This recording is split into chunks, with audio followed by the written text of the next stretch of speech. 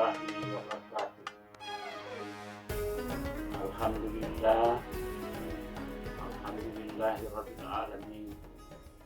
Wassalatu wassalamu ala asrafil anbiya'i wal mursalin wa ala alihi wa ashabihi ajma'in. Amma ba'du. Para hadirin wal hadirat, para pemirsa yang kami hormati dan sama-sama dirahmati Allah. Pertama-tama saya mengajak kita sekalian untuk sama-sama berat Allah Subhanahu wa taala yang telah melimpahkan rahmat, kesehatan, kekuatan dan kesempatan kepada kita sekalian, sehingga kita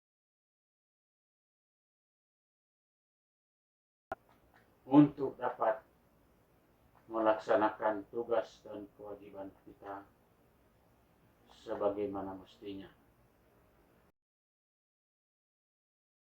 bersama.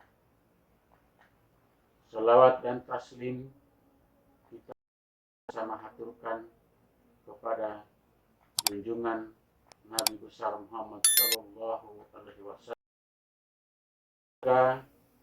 sahabat dan pengikutnya, dan semoga rahmat dan hidayahnya sampai pada kita umatnya sampai akhir zaman.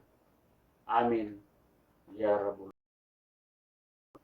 Para pemirsa dan para pendengar yang sama-sama dirahmati Allah Subhanahu wa taala, kami dari perguruan Hidayatul Indrali seperti biasanya kami akan memaparkan materi usaha mencapai kesempurnaan dalam hidupnya. Jadi para pemirsa dan para pendengar di rumah dan di mana saja berada, terutama seluruh anggota perguruan Hidayatul Indrali yang sudah tersebar di mana-mana di seluruh provinsi Gorontalo, sampai di luar daerah sana, sampai di Sulawesi Tengah sekalipun, yang dapat mendengarkan penjelasan kami. Insya Allah apa yang kami paparkan pada malam ini akan bermanfaat bagi kita semua. Yang perlu kami sampaikan, manusia diciptakan Allah sebagai makhluk yang sempurna, dan manusia diciptakan Allah lebih istimewa dibandingkan dengan makhluk-makhluk Allah yang lainnya. Allah menghendaki penciptaan manusia dengan sempurna sebab manusia diciptakan Allah sebagai khalifah ataupun pemimpin di dalam jagat raya. Namun penciptaan Allah secara sempurna tersebut masih merupakan kesempurnaan secara fisik, tapi dengan ruh yang diberikan Allah Subhanahu wa taala. Namun tugas dan kewajiban manusia untuk lebih menyempurnakan kejadiannya adalah masih dituntut untuk dapat melengkapi tingkat kesempurnaannya dengan ilmu pengetahuan, baik ilmu pengetahuan tentang urusan kehidupan maupun urusan ilmu tentang persiapan menuju alam akhirat ataupun menuju pada kehidupan yang abadi nanti. Para hadirin wal hadirat dan para pemirsa dan para pendengar di rumah dan di mana saja berada, Allah telah menyempurnakan penciptaan manusia, akan tetapi penyempurnaan itu sifatnya masih secara fisik dan secara rohani, yang manusia dapat berusaha untuk mencapai keselamatan dalam hidup di dunia maupun hidup kelak di akhirat nanti, yaitu menuju kepada kehidupan yang abadi di akhirat nanti. Dalam usaha untuk mengejar ilmu pengetahuan, baik untuk urusan keduniaan maupun ilmu yang menjadi bakal untuk kehidupan kelak di akhirat nanti, seseorang harus dapat mengembangkan semua potensi yang dia miliki dalam berbagai macam hal yang merupakan fitrah dari setiap manusia. Suatu hal yang terpenting di dalam kehidupan seseorang manusia adalah untuk mencapai ilmu pengetahuan, baik pengetahuan mengenai urusan keduniaan maupun urusan ilmu pengetahuan yang menyangkut urusan kehidupan kelak di akhirat nanti. Dengan menguasai ilmu tersebut, maka seseorang akan terhindar dari kehinaan dan kesengsaraan, baik semasa hidupnya di dunia maupun di akhirat nanti. Adapun ilmu yang paling utama adalah semua petunjuk-petunjuk Allah Subhanahu wa taala melalui Nabi Muhammad sallallahu alaihi wasallam sebagai rasul Allah. Jadi bapak-bapak dan ibu-ibu, para hadirin wal hadirat, para pemirsa dan para pendengar di rumah dan di mana saja berada, sesuai dengan penjelasan ayat tersebut di atas, maka pada dasarnya manusia itu diliputi dengan kehinaan. Maka dengan berbagai macam usaha-usaha yang dilakukannya, maka dia akan terhindar dari kehinaan-kehinaan tersebut. Maka insya Allah tingkat keselamatan akan kita raih, akan kita capai dari masa kita hidup di dunia maupun kita kelak hidup di akhirat nanti. Yang demikian itu karena mereka durhaka dan melampaui batas. Jadi kehinaan yang dicapai oleh manusia itu karena didasari pada perbuatan-perbuatan mereka sendiri, yaitu melakukan hal-hal yang melampaui batas, yang di luar daripada rel-rel petunjuk daripada agama kita, yaitu agama Islam melalui Al-Quran dan hadis Rasulullah Sallallahu Alaihi Wasallam yang telah diberikan petunjuk langsung oleh Allah melalui rasul-rasul ataupun melalui Nabi Muhammad Sallallahu Alaihi Wasallam. Kepada orang-orang yang melalaikan itu semua, maka mereka mendapatkan kehinaan dan mendapatkan kemurkaan Allah, dan mereka diliputi kerendahan sebagai akibat tidak mendengarkan petunjuk para nabi, bahkan hanya memusuhi nabi-nabi. Maka orang-orang inilah hidupnya tidak disempurnakan dengan ilmu-ilmu yang diberikan kepada mereka melalui petunjuk Allah dan Rasul-Nya. Oleh sebab itu, manusia ingin sempurna dan mengharapkan keselamatan hidupnya hanya mengikuti ajaran Allah yang telah diturunkan kepada Rasul-Nya untuk menjadi pedoman hidup bagi setiap manusia. Hal ini lebih dipertegas oleh Allah Subhanahu wa taala dalam Al-Qur'an surat Ar-Rum ayat 30 yang berbunyi sebagai berikut.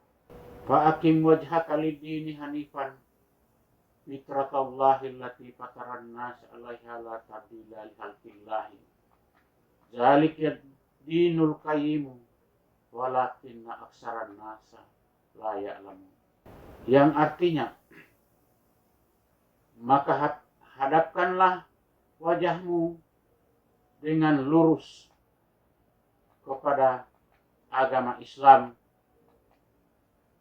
sesuai fitrah Allah, disebabkan Dia telah menciptakan manusia menurut fitrah itu. Tidak ada perubahan pada ciptaan Allah, itulah agama yang lurus. Tetapi kebanyakan manusia tidak mengetahuinya. Para pemirsa dan para pendengar di rumah dan di mana saja Anda berada, terutama kepada seluruh anggota, baik pun pengurus dari provinsi maupun para pengurus dari semua daerah, bahkan yang berada di Sulawesi Tengah sekalipun, kami mengharapkan aktivitas kita dalam mengikuti pemaparan kami ini. Pada dasarnya manusia diciptakan dengan sebaik-baik bentuk dan sebaik-baik kejadian. Akan tetapi belum sempurna seseorang apabila tidak menghadapkan wajahnya dengan lurus kepada agama Allah. Karena pada dasarnya Allah telah manusia dengan menghadapi urusan-urusan hidupnya harus melalui aturan-aturan yang telah ditetapkan menurut syarat agama Islam yang merupakan fitrah dan dari setiap manusia. Manusia memiliki beberapa jenis fitrah. Dengan beberapa jenis fitrah itu, manusia tidak akan mengikuti konsep fitrah dalam perspektif Islam, maka seseorang tidak akan mendapatkan kesempurnaan hidup baik di dunia maupun di akhirat kelak. Adapun sesuatu fitrah yang diberikan Allah kepada setiap manusia, jika sekiranya tidak benar-benar bertitik tolak pada ajaran tauhid yang dituntut oleh Allah Subhanahu wa taala, maka manusia akan tergelincir pada suatu perbuatan yang tidak dibenarkan Allah dalam agama dan akan lebih cenderung kepada kemegahan duniawi dan lupa akan kebahagiaannya untuk kehidupan di alam akhirat nanti. Hal ini diterangkan Allah dalam Al-Quran surat Al-Imran ayat 14 yang berbunyi sebagai berikut. Zuyyina lin-nasi hubbus syahwati minan nisa wal banin wal qanatiril muqantarati minaz zahabi wal fiddati wal khailil musawwamati wal an'ami wal harsi zalika mata'ul hayati dunya wallahu indahu husnul ma'ab. Yang artinya dijadikan terasa indah dalam pandangan manusia cinta terhadap apa-apa yang diinginkan berupa perempuan-perempuan, anak-anak, harta benda yang bertumpuk dalam bentuk emas, perak, kuda pilihan, hewan ternak, dan sawah ladang. Itulah kesenangan hidup di dunia dan di sisi Allah tempat kembalinya yang baik-baik. Dengan memperhatikan penjelasan ayat di atas bahwa manusia diciptakan Allah untuk mempunyai tanggung jawab besar dalam kehidupannya selama berada di dunia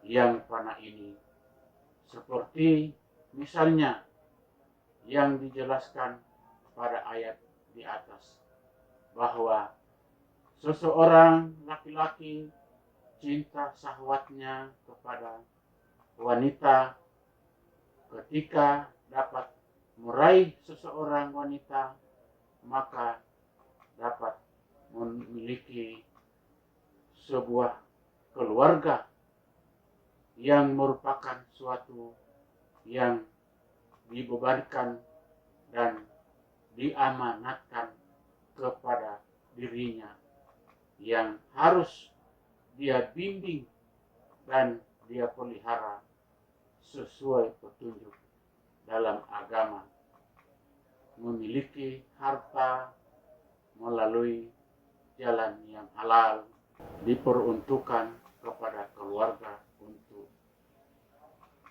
menyelamatkan mereka di dunia maupun di akhirat.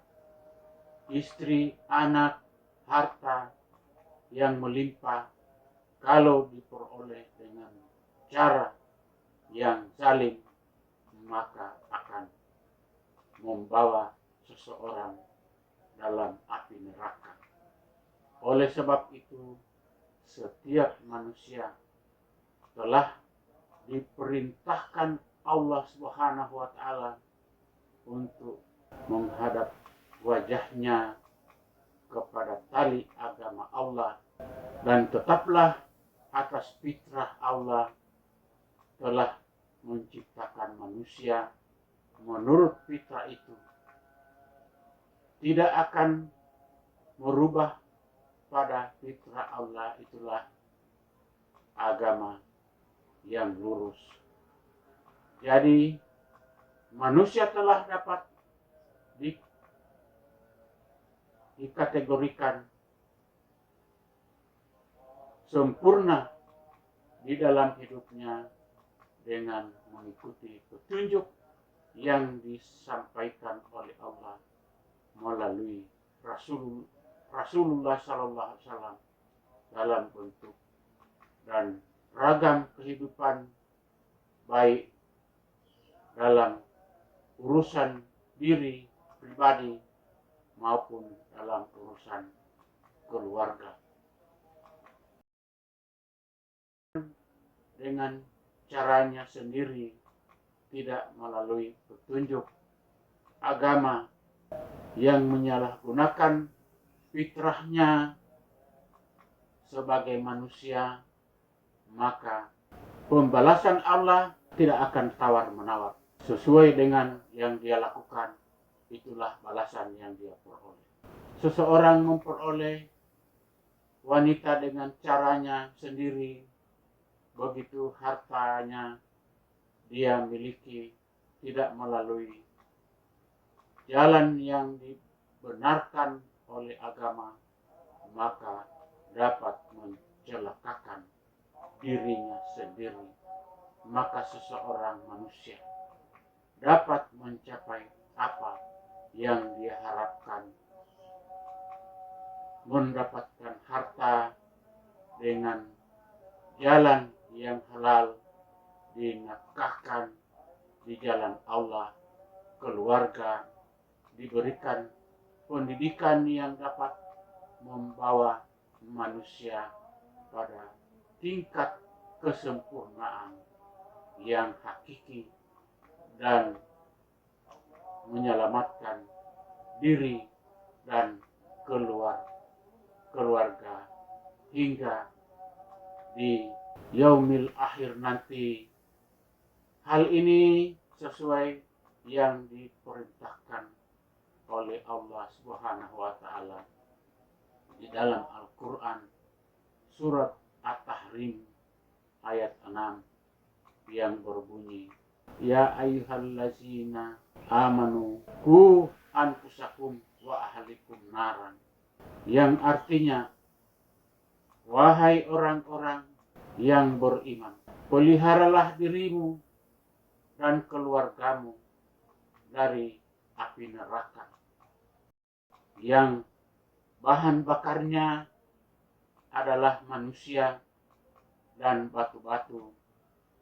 Penjaganya adalah malaikat-malaikat yang kasar dan keras, yang tidak durhaka kepada perintah Allah dan terhadap apa yang dia perintahkan kepada mereka, dan selalu mengerjakan apa yang diperintahkan Allah kepada mereka. Para pemirsa dan para pendengar di rumah dan di mana saja berada, ada beberapa kriteria manusia yang dianggap telah mampu membuat dirinya menjadi manusia yang sempurna di hadapan Allah Subhanahu wa Ta'ala. Yang pertama adalah bersifat dan berpribadi yang disukai Allah Subhanahu wa Ta'ala.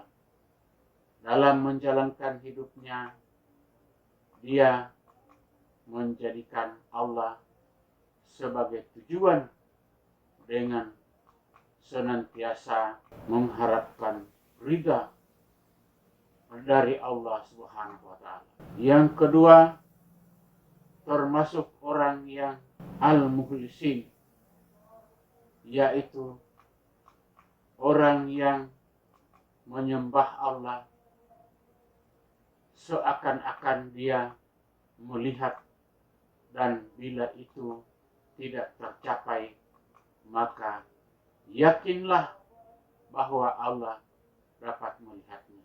Yang berikut, yang ketiga, bersifat al-muttaqin, yaitu dengan jalan melaksanakan perintah Allah dan menjauhi larangannya. Jadi yang termasuk dalam sifat muttaqin itu adalah dia yang tidak luput daripada perintah-perintah Allah dan menjauhkan larangan Allah Subhanahu wa taala. Yang berikut, yang keempat, bersifat al-muqsit, yaitu berlaku adil terhadap sesama manusia dalam bentuk yang seadil-adilnya. Yang kelima, bersifat al-mutahhirin. Jadi yang berikut adalah bersifat al-mutahhirin, yaitu selalu mensucikan diri lahir dan batin.